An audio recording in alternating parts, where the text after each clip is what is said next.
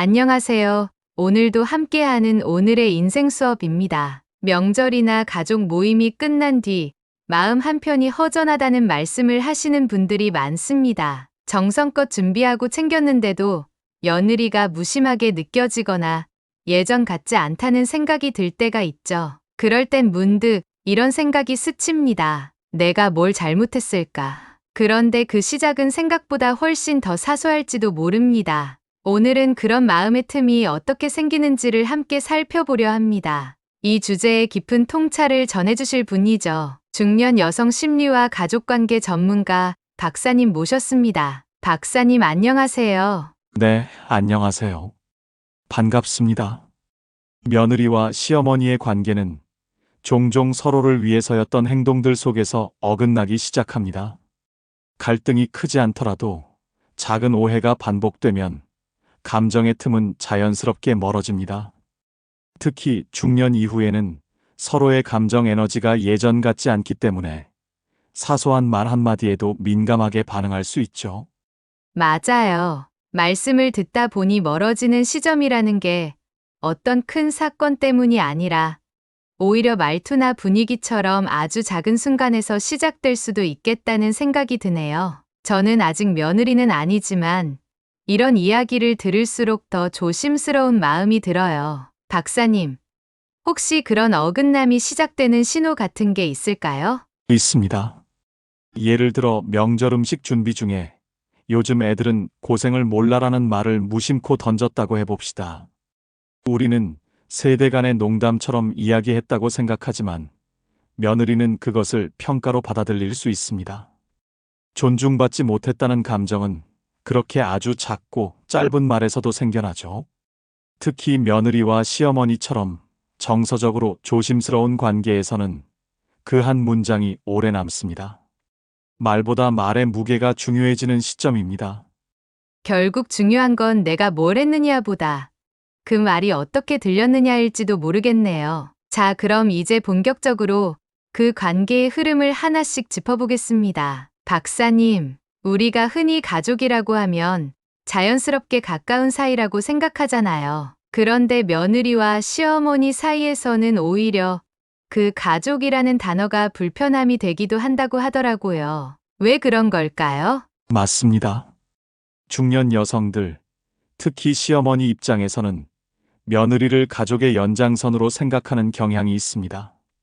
그래서 내 자식처럼 대하려 하고 챙겨주고 도와주려 하죠. 하지만 며느리 입장에서는 이 관계를 사회적 계약이나 심리적 거리를 유지해야 하는 사이로 보는 경우가 많습니다. 여기서부터 큰 간극이 시작됩니다. 그러니까 같은 가족이라고 느끼는 마음은 있지만 그 방식이 서로 달라서 문제가 생기는 거군요.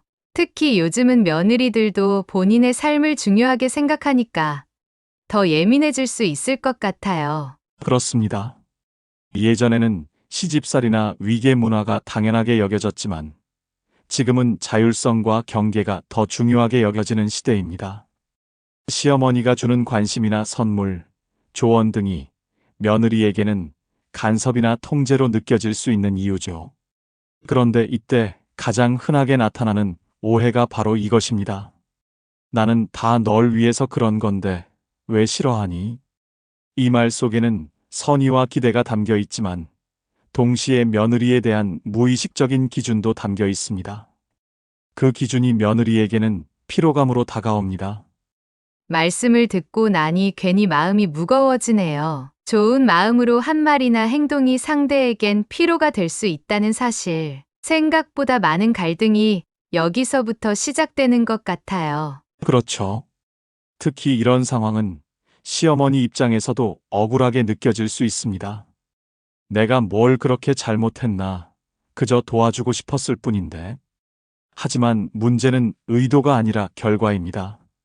상대는 부담을 느끼고 있고 나는 잘했다고 믿는 이 어긋난 인식의 차이가 계속 반복되면 결국 양쪽 모두 지치게 됩니다. 그래서 중요한 건 내가 무엇을 주었는지가 아니라 상대가 그것을 어떻게 받았느냐는 점입니다. 결국 가족이라는 이름 아래 쌓인 기대들이 오히려 서로를 힘들게 할 수도 있다는 말씀이네요. 그렇다면 그 기대가 어떻게 생기고 왜 다르게 작동하는 건지 조금 더 깊이 들여다보면 좋을 것 같아요. 박사님, 조금 전 말씀해 주신 대로 관계에서 서로 다른 기대가 쌓이면 오해가 생긴다고 하셨잖아요. 그런데 왜 이런 간극이 세대 간에 반복되는 걸까요? 같은 가족인데 왜 자꾸 방향이 어긋나는 걸까요? 그것은 바로 살아온 시대와 가치관의 차이에서 비롯됩니다. 중장년 세대, 특히 시어머니 세대는 헌신과 희생을 미덕으로 여기며 살아왔습니다. 가족을 위해 참고 도와주고 자신을 뒤로 미루는 것이 당연했던 시절이었죠. 반면 요즘 세대는 개인의 경계와 자율성, 감정적 건강을 더 중요하게 생각합니다. 같은 상황을 두고도 받아들이는 방식이 완전히 다를 수밖에 없는 이유입니다. 말씀을 들으니 확실히 그런 차이가 있네요. 시어머니는 가족이니까 도와줘야 한다고 느끼고 며느리는 가족이 아니니까 더 조심받고 싶다고 느끼는 거군요. 그 다름을 인정하지 못하면 갈등이 생길 수밖에 없겠어요. 맞습니다. 이 차이를 모르면 잘해줬는데 왜 싫어하지라는 의문이 생기고 그게 반복되면 결국 섭섭함과 거리감으로 바뀝니다. 예를 들어 반찬을 해주거나 병원비를 대신 내주는 일도 며느리 입장에서는 왜 묻지도 않고 이렇게 하셨지? 라는 불편함으로 느껴질 수 있습니다. 우리는 배려라고 믿고 행동했지만 상대는 감정적 경계를 넘는 간섭으로 받아들인 거죠. 그러면 결국 진심으로 한 행동도 상대가 그렇게 느끼지 않으면 오히려 역효과가 나는 건데 그걸 깨닫는 순간이 참 어렵겠어요. 특히 정서적 인정은 말보다 태도에서 느껴지기 때문에 더 어렵습니다. 고생한 며느리에게 수고했다는 말 없이 그냥 당연하게 받아들이는 태도. 이런 것들도 마음을 닫게 만드는 요인이 됩니다. 무엇을 주었느냐보다 어떻게 바라봤느냐가 더 중요해지는 겁니다. 그래서 잘해준 뒤에도 고맙다는 말을 기대하기보다 그저 가볍게 물러나는 태도가 오히려 신뢰를 쌓는데 도움이 됩니다. 정말 그렇군요. 주는 것보다 주는 방식, 도와주는 것보다 존중해주는 마음, 그 차이가 관계를 갈라놓을 수도 있다는 점, 오늘 다시 한번 깊이 느끼게 됩니다. 박사님, 이번에는 실제 사례들을 좀 살펴보면 좋겠어요. 어떻게 보면 사소한 행동인데 그게 반복되면서 관계가 멀어지는 경우가 많잖아요. 정말 나도 모르게 그런 상황을 만든 건 아닐까 불안해질 때가 있거든요. 네. 의도는 좋았지만 방식에서 어긋났던 사례들은 정말 많습니다. 예를 들어 반찬을 만들어서 보냈더니 며느리가 자꾸 뭔가 주시니 부담된다고 말하더라는 경우, 좋은 뜻으로 병원비를 대신 냈는데 왜 저랑 상의도 없이 하셨어요? 라며 멋쩍어 하던 며느리의 표정. 명절 때마다 옷을 사서 보냈는데 단 한 번도 입은 걸 본 적이 없다는 이야기까지. 이런 사례들은 모두 나는 잘해준 줄 알았는데 왜 저런 반응이지라는 의문을 남깁니다. 하지만 그건 진심이 전달되지 못했기 때문이 아니라 그 방식이 상대에게 맞지 않았기 때문입니다. 들으면서도 괜히 마음이 무거워지네요. 정성으로 한 일이 오히려 상대를 피곤하게 했다면 그게 반복될수록 관계는 자연스럽게 멀어질 수밖에 없겠어요. 특히 반복되는 상황에서 며느리가 표현하지 못한 감정을 쌓아두게 되면 어느 순간 갑작스럽게 거리감으로 나타나겠죠. 맞습니다. 이럴 때 시어머니 입장에서는 종종 나는 며느리에게 싫은 사람이었나 보다라고 느끼기도 합니다. 그 씁쓸함은 관계에 또 다른 감정을 더하게 되죠. 하지만 대부분의 며느리는 시어머니를 미워한 것이 아닙니다. 다만 관계를 조심하고 싶었던 겁니다. 감정적인 피로가 쌓이면 사람은 방어적으로 바뀌고 그 방어는 거리두기로 나타납니다. 이때 왜 그러냐고 묻기보다는 내가 반복했던 방식이 그에게 부담이었는지를 되짚어보는 것이 우선입니다. 진짜 의사소통은 상대가 표현하지 않아도 그 침묵을 해석하려는 마음에서 시작됩니다. 결국 문제는 얼마나 잘해줬는가 보다 상대가 어떻게 느꼈는가에 있었던 거네요. 지금까지의 행동을 돌아보는 계기가 되네요. 박사님, 지금까지 이야기한 사례들을 보면 오히려 뭔가를 많이 해주려고 할수록 관계가 어긋날 가능성이 커지는 것 같아요. 그렇다면 어떻게 해야 그 미묘한 틈을 다시 메울 수 있을까요? 우리가 관계를 회복하기 위해 진짜로 바꿔야 할 관점은 어떤 걸까요? 네. 이제는 해주는 것보다 하지 않는 것을 더 중요하게 바라봐야 합니다. 진짜 배려는 무엇을 더하는 데서가 아니라 불필요한 것을 덜어내는 데서 시작됩니다. 우리는 흔히 가족이니까 더 해줘야 한다고 생각합니다. 하지만 가족이기에 더 조심스럽게 접근해야 하는 관계도 있습니다. 가까운 사이일수록 더 많은 말과 행동이 필요할 것 같지만 사실은 더 많은 여백이 필요한 경우가 많죠. 정말 인상 깊은 말씀이에요. 더 하려고 하지 말고 덜어내는 데서부터 관계가 시작될 수 있다는 것. 우리가 놓치고 있었던 부분 같아요. 철학자 칸트는 사람을 수단이 아닌 목적 그 자체로 대하라고 했습니다. 며느리도 내 기준에 맞춰 변화시켜야 할 대상이 아니라 스스로 존중받을 수 있는 존재로 바라봐야 합니다. 말을 줄이고 도와주기보단 기다려주는 태도, 이해시키려 하기보단 그저 있는 그대로 받아들이는 마음. 이것이 요즘 시대의 새로운 가족관계 방식입니다. 들으면서 자꾸 고개가 끄덕여지네요.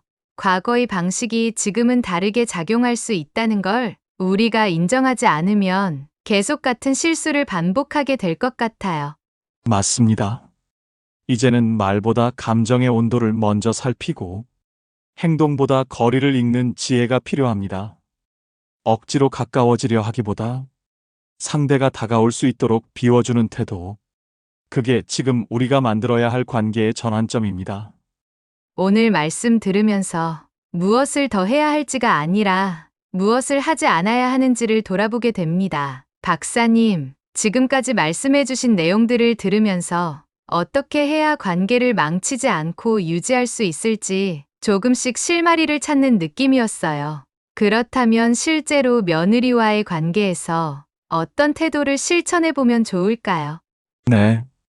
지금부터 말씀드릴 5가지 태도는 실제로 많은 심리 상담 사례 속에서 며느리들이 긍정적으로 반응했던 공통된 방식입니다. 이건 단순한 방법론이 아니라 관계를 지키기 위한 섬세한 감정 읽기에서 비롯된 태도들이죠. 첫째, 선물보다 묻는 말 한마디입니다. 무엇을 해주기 전에 이거 필요해? 라고 먼저 물어보는 태도. 이 간단한 질문 하나가 상대가 존중받고 있다는 감정을 느끼게 합니다. 필요하지 않은 배려는 오히려 감정의 거리를 벌리게 됩니다. 둘째, 칭찬은 줄이고 인정을 늘리기입니다. 너 참 똑똑한 애보다는 오늘도 고생 많았지처럼 수고에 대한 공감을 담아주는 말이 훨씬 진심으로 다가갑니다. 칭찬은 우위에서 건네는 말로 들릴 수 있지만 인정은 같은 눈높이에서 건네는 말입니다. 셋째, 침묵을 불편함이 아닌 배려로 전환하기입니다. 말이 없다고 서운해하지 말고 오히려 조용히 기다려주는 자세를 가져보세요. 며느리는 먼저 다가갈 여지를 주는 사람에게 더 편안함을 느낍니다. 침묵은 때때로 가장 깊은 신호이기도 합니다. 넷째, 조언 대신 선택권을 주는 것입니다. 이건 이래야 해가 아니라 어떻게 하고 싶어라고 물어보는 방식. 그 말 하나로 상대는 자신이 존중받고 있다고 느낄 수 있습니다. 특히 중요한 일일수록 정답보다 결정할 수 있는 권한이 관계의 핵심이 됩니다. 다섯째, 잘해준 뒤에는 아무 말 없이 물러나는 태도입니다. 무언가를 해준 후 기대하거나 반응을 요구하지 마세요. 고맙다는 말을 들으려 하지 않고 그저 마음을 가볍게 놓아주는 태도가 신뢰를 쌓는데 큰 힘이 됩니다.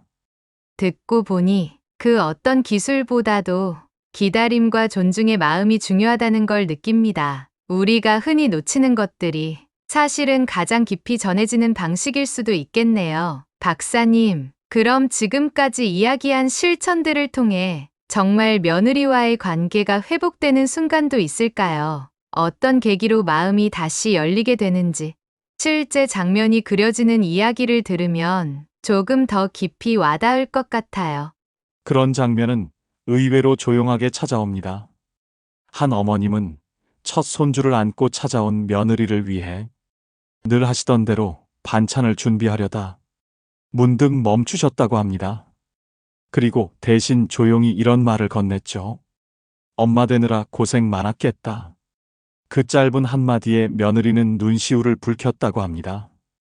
그날 이후 며느리는 먼저 연락을 하고 명절에도 밝은 표정으로 찾아왔다고 하셨습니다. 평소에는 사소하게 여겼던 인정의 한마디가 그날은 아주 다르게 전해졌던 거죠. 참 따뜻한 장면이네요. 사실 대단한 말이나 행동이 아니었는데 그 말 한마디가 며느리의 마음을 열게 만든 거군요. 이전 같으면 어색해하거나 형식적인 인사로 지나갔을 수도 있었는데 진심이 담기니 그렇게 깊게 닿았던 거겠죠. 그렇습니다. 그 어머님은 그날 처음으로 무언가를 해주는 대신 그저 며느리의 입장을 있는 그대로 받아들였던 겁니다. 존중은 거창한 것이 아니라 상대가 느끼는 감정에 작게 공감하는 데서 시작됩니다. 그동안 해주려던 수많은 행동들보다 그 한마디가 며느리에게 더 큰 의미로 남았던 거죠. 그 순간 시어머니는 깨달았다고 합니다. 덜 해주는 것이 더 가까워질 수 있다는 것을요. 우리가 줄 수 있는 것 중 가장 큰 선물은 상대를 있는 그대로 바라보는 시선일지도 모릅니다. 오늘 방송 들으시는 분들도 비슷한 경험을 떠올리셨을 것 같아요. 사실 우리는 무언가 더 해줘야만 좋은 관계가 된다고 믿었는데 정작 중요한 건 그 마음이 얼마나 조용하게 전달되느냐일지도 모르겠어요. 박사님, 오늘 이야기들을 하나하나 따라가다 보니 결국 중요한 건 마음을 어디에 두는가, 그리고 그 마음을 어떻게 표현하는가였던 것 같아요. 마지막으로 시청자분들께 관계를 지키는 데 있어 꼭 기억해야 할 점이 있다면 한 말씀 부탁드릴게요. 네. 며느리와의 관계는 단지 정성을 들였느냐 아니냐로 판단할 수 있는 관계가 아닙니다. 상대의 감정을 얼마나 이해하려 했는가, 그 감정을 어떻게 존중했는가에 따라 관계의 깊이와 온도가 달라집니다. 많이 해주는 것보다 머물러주는 마음, 조용히 지켜봐주는 태도가 오히려 더 큰 신뢰를 만드는 경우가 많습니다. 중요한 건 내가 얼마나 애썼는지가 아니라 상대가 나와 함께 있을 때 마음이 편안했는가입니다. 그리고 그 편안함은 작은 말투 하나, 눈빛 하나에서 시작됩니다. 결국 진짜 배려는 무엇을 해주는 게 아니라 무엇을 하지 않아도 괜찮다고 느끼게 해주는 거네요. 그 여유와 믿음이 쌓일 때 비로소 마음도 자연스럽게 머무르게 되는 거겠죠. 맞습니다. 때로는 거리를 좁히는 것보다 적당한 간격을 유지하는 것이 더 건강한 관계를 만듭니다. 우리가 사랑이라는 이름으로 했던 많은 행동들이 사실은 나의 불안에서 비롯된 건 아니었는지 돌아볼 필요가 있습니다. 그 불안에서 벗어나는 순간, 비로소 우리는 관계에서 자유로워지고 진짜 마음이 머무는 공간을 만들 수 있습니다. 그리고 그 공간은 언제나 말보다 태도에서 먼저 시작됩니다. 오늘 이야기가 지금 관계 속에서 고민하고 계신 분들께 작은 위로와 통찰이 되었기를 바랍니다. 혹시 방송을 보시면서 비슷한 경험이 떠오르셨다면 댓글로 나눠주시겠어요? 당신의 이야기가 누군가에게는 큰 힘이 될지도 모르니까요. 오늘의 인생 수업, 다음 시간에도 함께 하겠습니다.